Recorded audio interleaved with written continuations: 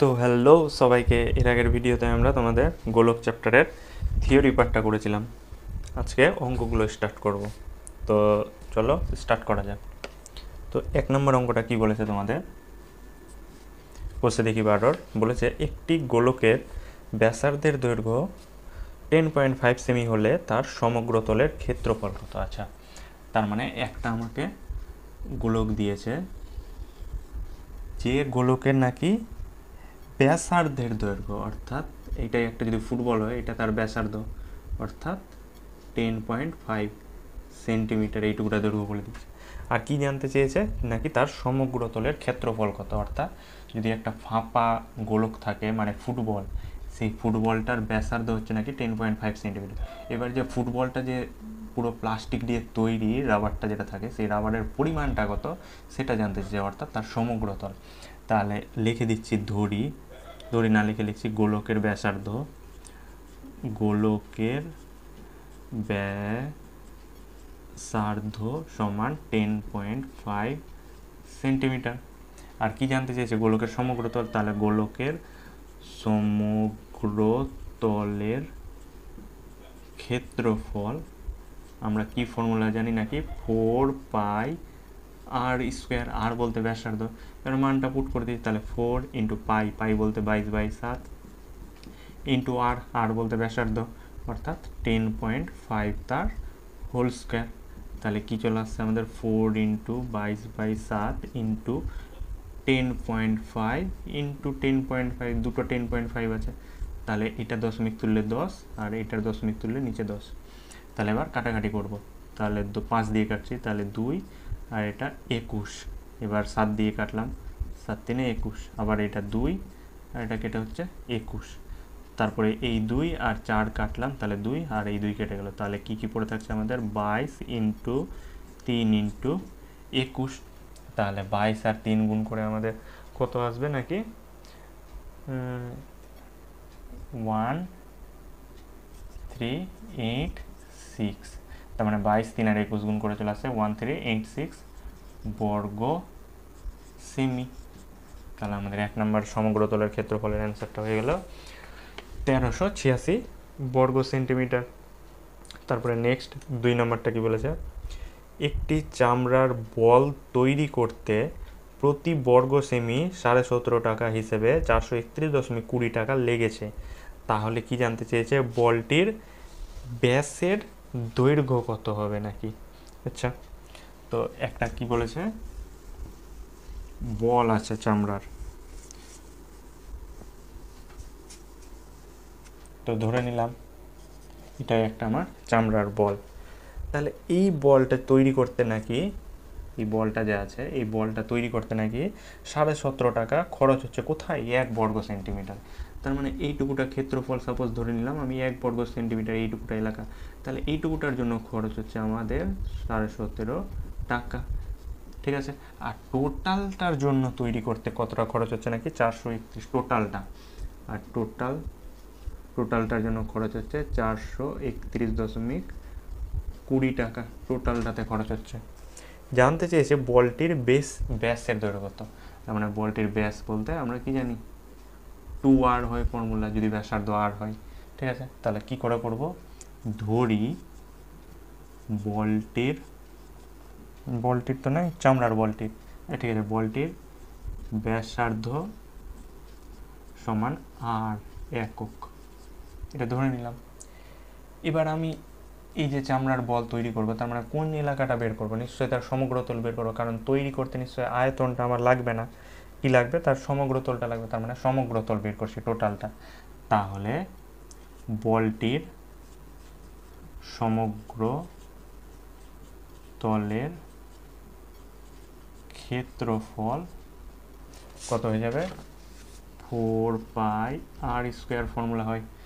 তাহলে 4 বলতে, ঠিক আছে, এত বর্গ একক। তার মানে টোটাল এলাকাটাতে খরচ করতে আমার কত লাগছে, 4 পাই আর স্কোয়ার বর্গ একক। তারপরে এবার কি করব, 1 বর্গ সেমি বা বর্গ একক বা বর্গ সেমি যাই ধরি না কেন, 1 বর্গ একক দিয়েছিল, 1 বর্গ সেমি, 1 বর্গ সেমি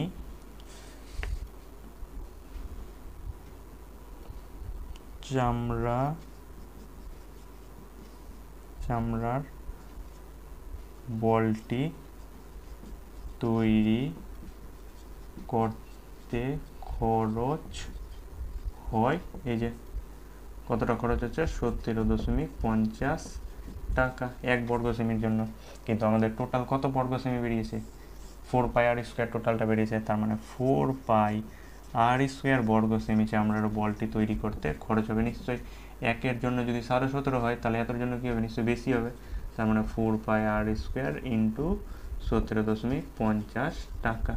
তার মানে টোটাল বলটা তৈরি করতে আমার কত খরচ হচ্ছে, এই টাকাটা।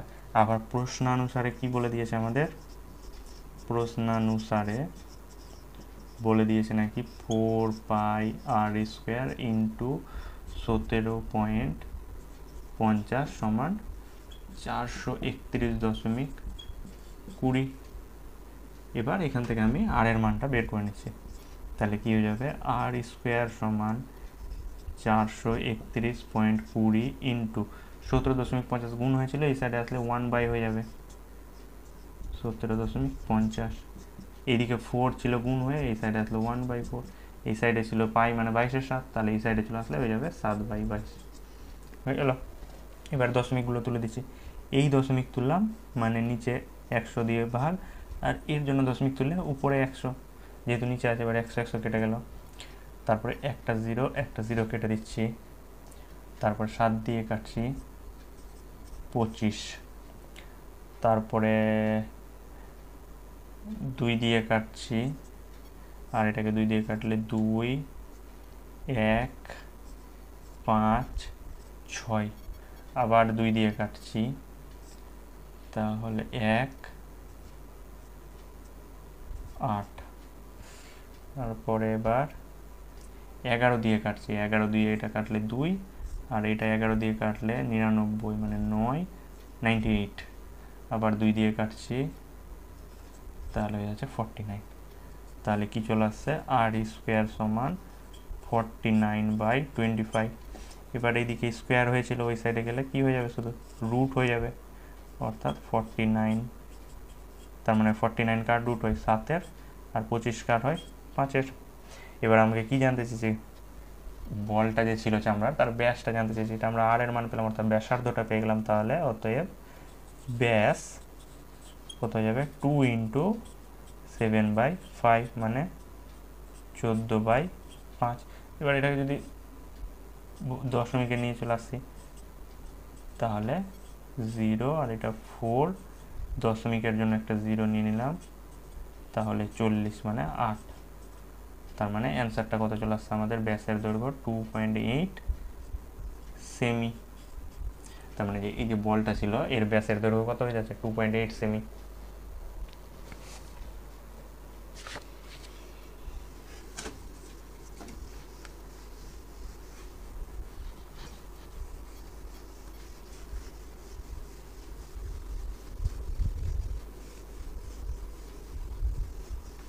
তারপরে 3 নম্বরটা আবার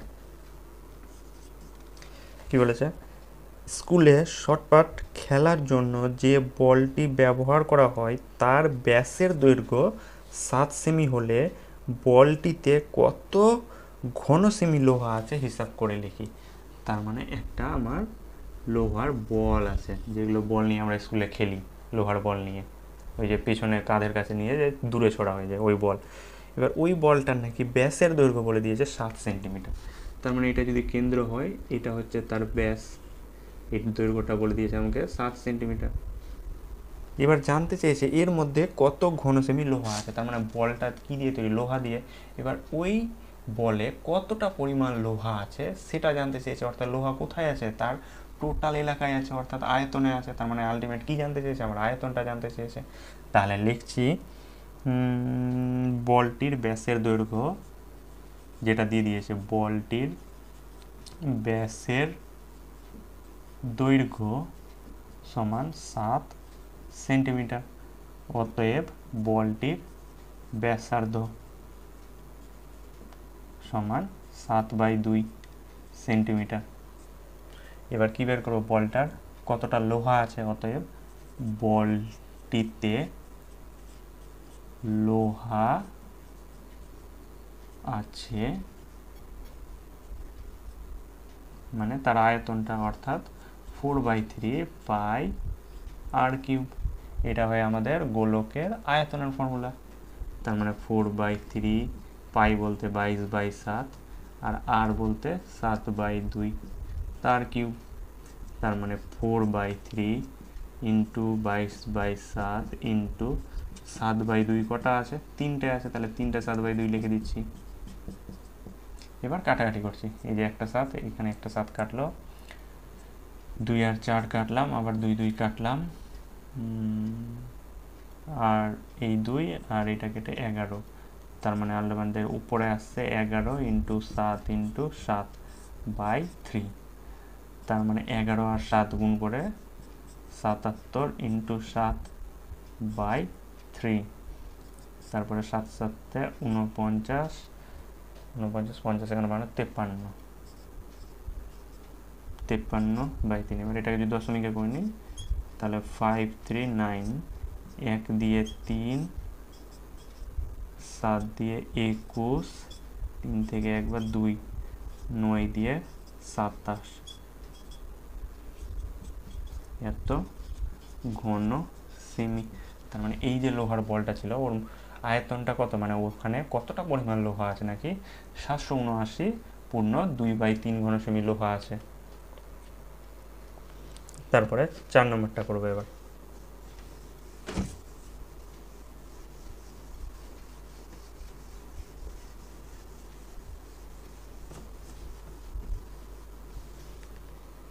কি বলেছে 4 নম্বরটা, 28 সেমি দৈর্ঘ্যের ব্যাস বিশিষ্ট একটি নিরেট গোলক জলে সম্পূর্ণভাবে নিমজ্জিত করলে যে পরিমাণ জল অপসারিত করবে তা নির্ণয় করি। আচ্ছা, ধরলাম সাপোজ এইটা একটা আমার কোনো পাত্র আছে, পুরো জল ভর্তি লেবেল করে একদম পাত্রটা আছে আমার। এবার ওর মধ্যে নাকি একটা বল, ছোট্ট গোলক, যার ব্যাস বলে দিয়েছে নাকি 28 সেন্টিমিটার। তার মানে এই যে গোলকটা আছে এর ব্যাস হয়ে যাচ্ছে আমার 28 সেন্টিমিটার। এবার এই বলটাকে আমি নাকি এর মধ্যে ডুবালাম, ঠিক আছে। তার মানে কি হবে আলটিমেট যদি ডুবিয়ে দিই, তার মানে লেভেল পর্যন্ত জলটা তো ছিল, এবার ওর মধ্যে এই বলটা আমি ডুবিয়ে দিয়েছি। তার মানে কিছুটা পরিমাণ জল কি হবে, নিচের দিকে থিতলে পড়বে, মানে বেরিয়ে যাবে, কারণ লেভেল পর্যন্ত ভর্তি আছে। আর এই যে ডুবিয়েছি তার মানে আরও কিছুটা পরিমাণ আয়তন ঢুকাচ্ছে, মানে জায়গাটা নিচ্ছে, ওই জন্য জলটা কী হয়ে যাচ্ছে, অপসারিত হচ্ছে। এবার এই কতটা পরিমাণ জল অপসারিত হবে সেটা আমাকে জানতে চেয়েছে। তাহলে কি করব আমরা, এই গোলকটার যা আয়তন হবে, মানে এই গোলকটাতে যে পরিমাণ পদার্থ আছে বা গোলকটার যা আয়তন, সে কি করবে, যদি ডুবাই আমি জলের মধ্যে, তাহলে সেম পরিমাণ আয়তনটাই নাকি জল অপসারিত করবে। অর্থাৎ গোলকের যে আয়তন হবে, এই অপসারিত জলের আয়তনের মানটা এর আয়তনের সাথে সেম হবে। তাহলে আমরা আলটিমেট কি বের করব, গোলকটার আয়তন শুধু বের করব। তাহলে কি দিয়ে দিয়েছে, গোলকটির ব্যাস দিয়ে দিয়েছে। তাহলে লিখছি গোলকটির ব্যাস সমান 28 সেমি। তাহলে গোলকটির ব্যাসার্ধ কত হয়ে যাবে, 14 সেমি, মানে 28/2। এবার গোলকটি কতটা পরিমাণ জল অপসারিত করবে সেটা জানতে চেয়েছে। তাহলে লিখছি নিরেট বলতে পুরোটা ভর্তি লোহার, যেরকম লোহার বল, নিরেট গোলক জলে নিমজ্জিত, জলে সম্পূর্ণভাবে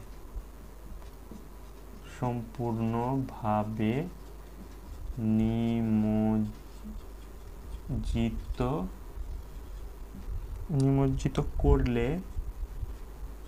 যে পরিমাণ জল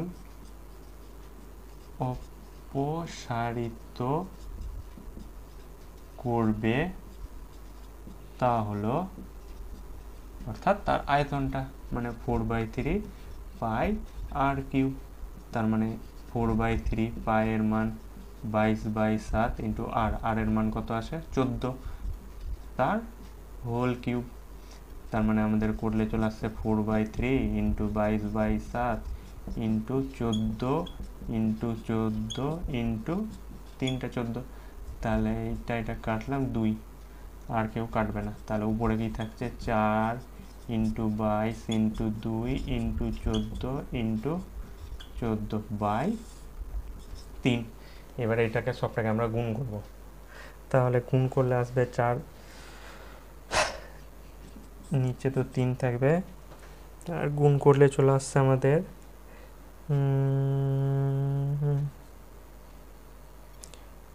তার মানে 4-এর সাথে 22 গুণ অর্থাৎ 88, 88-র সাথে এটা আবার গুণ 2 গুণ 176, তারপরে 14 এর সাথে আবার 14 গুণ, তাহলে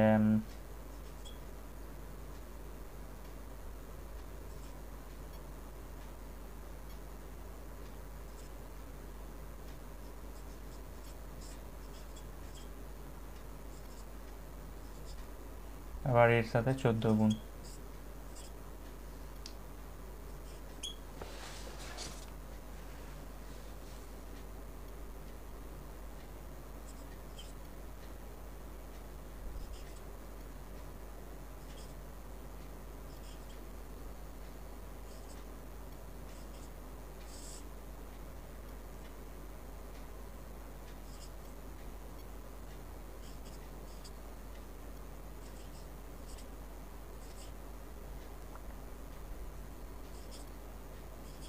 তার মানে কত আছে 33, না না কোথাও ভুল হচ্ছে, আরেকবার করছি। তাহলে 4 আর 22 গুণ করে আসছে আমাদের 88, এর সাথে 2 গুণ করে 176, 176-এর সাথে 14 গুণ 12, 12 3 4 4 24, হাত থেকে 2 28 29 30 3 7, এখানেই ভুল হয়েছিল 176, তাহলে 4 2 6 4, এর সাথে আবার কত গুণ করব আর একটা 14, তাহলে 4 4 16 6, হাত থেকে 1,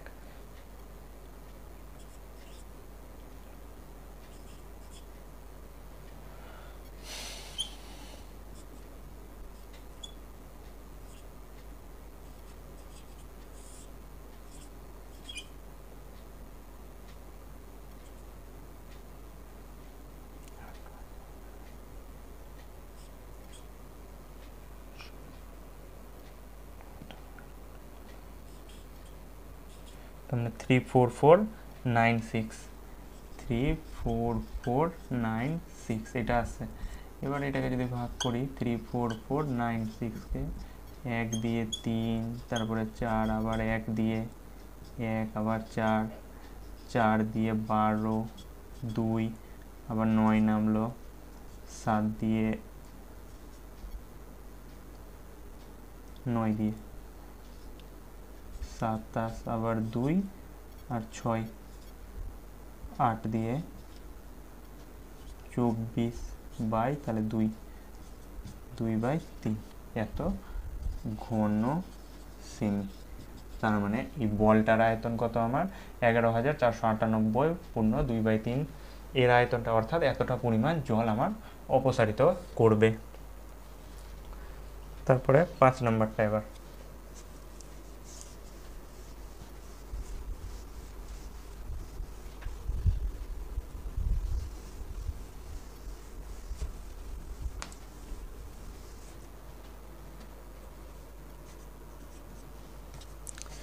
5 নম্বরটা কি বলেছে, কোনো গোলাকার গ্যাস বেলুন ফোলাবার সময়ে তার ব্যাসার্ধের দৈর্ঘ্য 7 সেমি থেকে 21 সেমি হলে বেলুনটির পূর্বের ও পরের সমগ্র তলের ক্ষেত্রফলের অনুপাত জানতে চেয়েছে। আচ্ছা, তার মানে একটা আমার বেলুন ছিল, প্রথমে এরকম